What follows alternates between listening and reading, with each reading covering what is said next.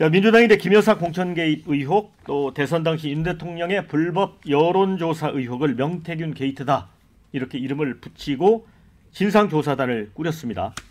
아울러 김건희 특검법 관철을 위한 1천만 국민 서명 운동에 나서는 등 압박 수위를 높이고 있죠. 우리 조금 전 신용환 교수 인터뷰도 보셨지만 명태균 보고서로 전략회의를 했다는 주장 제기에 민주당은 진상규명을 위해 김건희 특검법 수용을 또 압박합니다. 오는 1일 운영위 국감도 또 벼르고 있고요. 근데 이 와중에 강혜경 씨 측이 또 다른 명태균 통화 녹음 파일을 공개했습니다. 22년 5월 2일 강 씨에게 전화를 겁니다. 명태균 씨가. 여사님 전화 왔는데 내 고마움 때문에 김영선 공천 걱정 말라고 내 보고 고맙다고 자기 선물이래. 이렇게 말한 후에 하여튼 입 조심해야 돼. 알면 난리 뒤집어진다. 보안을 요구하는 음성 내용이 담겼습니다. 자, 여권은 이게 다 사실무근이고 일방적 주장이다 이렇게 일축을 합니다. 그런데 이 명태균 게이트가 수그러들지 않고 계속 지금 점점점 이렇게 커지는 것 같습니다.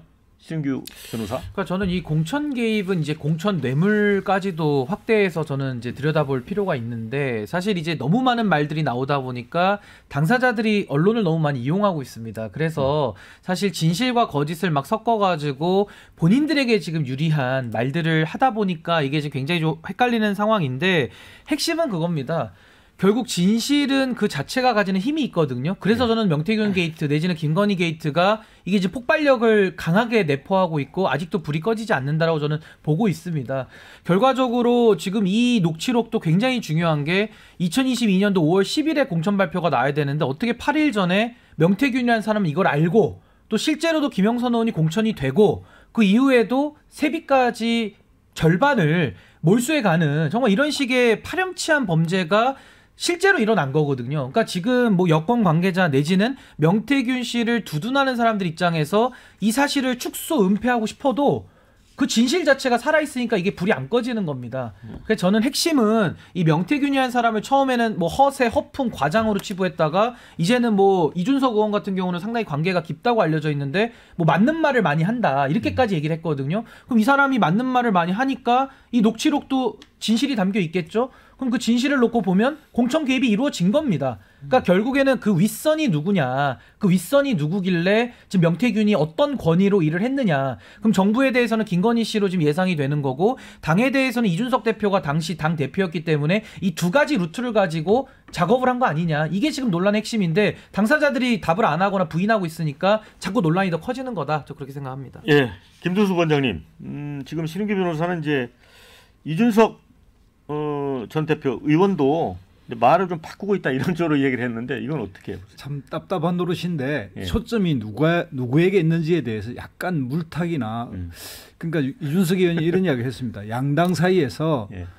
대권 주자인 이준석에 대해서 견제가 너무 심한 것 같다 이렇게 농담을 할 정도인데 예. 이게 뭐냐면 이준석 의원은 이거에 대해서 끊임없이 해명해 왔어요. 그리고 예. 그때 즉시 그리고 이 사안은 뭐냐면 명태균이라는 사람에게 자기가 여론조사를 추가로 더 받은 것도 없고 그리고 여기에 대해서 그 사람이 정당하다 이렇게 이야기하는 것도 아닌데 괜히 뭔가를 보호하는 것처럼 또 뭔가 숨기는 것처럼 이렇게 계속 문제 제기를 하고 있고 어떤 객관적 사실을 이야기하면 마치 이준석 의원이 그걸 주장한 것처럼 이렇게 이야기해버리는 이런 일들이 있는데요. 제가 볼 때는 이게 이제 이 사안은 말하자면 그 김건희 여사와 명태균 그리고 윤석열 대통령 이 3자 사이에 생긴 일인데 이거를 계속 그 당시에 이제 당 대표였던 이준석하고 연결해서 조금이라도 뭔가 이렇게 희석시켜야 된다는 생각을 하고 있는 쪽과 또 이준석을 공격함으로써 좀 이득을 얻어야 된다는 사이에서 이 문제의 본질을 자꾸 빗나가게 이야기하는 그래서 마치 이제 언론에서도 이런 이야기해서 이준석 의원이 이러이러한 부분 한번 취재해 보는 것이 당신들에게 그 방향이 맞는 것 같다 이런 이야기를 하면 그 부분을 조사하는 것이 이준석 의원이 뭔가 초점을 흐리려고 그렇게 했다. 또 그 다음에는 이제 문제가 뭐냐면 그 사실에 대해서 이준석 의원이 진실을 밝혀라 이런 식으로 오히려 언론 취재의 영역과 어떤 사람의 진실 영역을 이상하게 호도해가지고 마치 이 문제가 이준석 의원이 문제가 되는 것처럼 이야기하는 게 참 이해가 안 갑니다. 자, 그런데 어쨌든 명태균, 뭐 강혜경 이런 분들의 입에서 어떤 말이 튀어나올 때마다 좀 나라가 뭔가 좀 들썩들썩 하는 것 같거든요. 김경진 의원님. 그런데 이런 질문을 저한테 하는 분들이 있더라고요. 그런데 왜 대통령하고 김건희 여사는 명태균, 강혜경 씨를 왜 고발 안 하느냐? 이미 선관위에서 고발이 돼 있잖아요. 고발이 돼 있고 굳이 할 필요 없다. 예, 그리고 지금 창원지검에서 어젠가 나온 보도 신문 기사 보니까 뭐 몇 군데 압수수색을 했다고 지금 나온 것 같더라고요. 보니까 이미 수사가 진행 중인 상황이다 이렇게 봐야 될 것 같고요.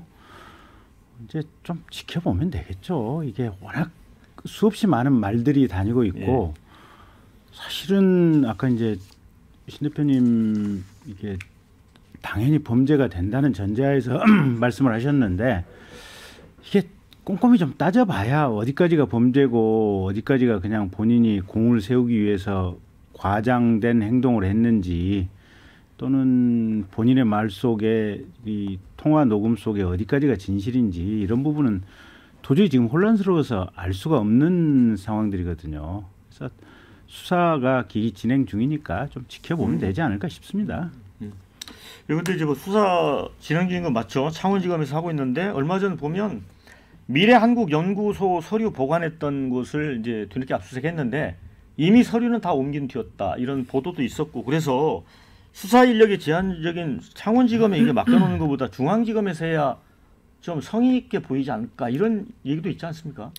뭐 창원지검이든 중앙지검이든 국민의 신뢰를 얻기에는 시간적으로 늦었다 그런 생각이 들고요. 그것이 바로 이제 김건희 여사의 수사를 하는 방식과 내용을 봤을 때 결과적으로는 뭐 수사를 한 건지 보호하기 위해서 자료를 빼돌렸는지를 모를 정도의 과정이 국민 눈높이에 맞지 않았다라는 생각이 들고요. 이제 그런 의미에서 지금도 결국에는 이것이 수사를 해야 될 텐데 창원지검이 창원지검 나름대로 어떤 수사를 할 것인지 어떤 선까지 할 것인지 쉽게 얘기해서 김영선 의원과의 연관성만 갖고 할 것인지 또 실제적으로 그게 영부인까지 파고들 수 있는 부분이 될 수 있는 건지 역으로 보면 또 중앙지검에 갖고 올라오니까 중앙지검장의 임명부터가 석연치 않아요. 사실은 오히려 중앙지검 갖고 온다는 것에 대해서 반발하는 사람들도 더 많을 것 같아. 그러니까 결과적으로 지금 여러 가지 이 문제를 보는 방식이 결과 김건희 여사건을 검찰이 푸는 방식이 석연치 않았기 때문에 다른 문제 또한 과연 지금 시간적으로 압수수색하는 척만 하고 있는 거지 실제 속도를 내는 것인지 뭐 또 그들은 방향을 갖고 있는 건지 방향이 내려올 때까지 기다리고 있는 건지조차도 알 수가 없다. 네. 저는 자, 하나만 좀 추가를 하도록 댓글 좀 하면요. 소개를 해드리고요. 명태균, 강혜경 씨와 관련해서는 엇갈리는 댓글들이 올라왔습니다. 자, 주가 조작, 여론 조작, 언론 조작 모든 걸 자기 마음대로 다 했구나 이런 의견. 또 제 아무리 조작과 거짓으로 포장해도 정의와 진실은 반드시 이긴다. 반면에 명태균 말은 반은 진실이고 반은 거짓 같다. 정치권이 여야가 자기네 유리하게 활용 중 이런 의견. 또 한 가지 상식적으로 생각해봐라 말이 되는지 야당 주장이 맞다면 이준석 대표가 김건희 여사 말 듣고 김영선 공천 줬다는 건데 천하의 이준석이 또 이런 의견도 있습니다. 그러니까 이제 제가 지금 이 부분에 대해서는 짚고 넘어가야 될 부분이 공천 개입을 우리가 말하고 있지 않습니까? 네.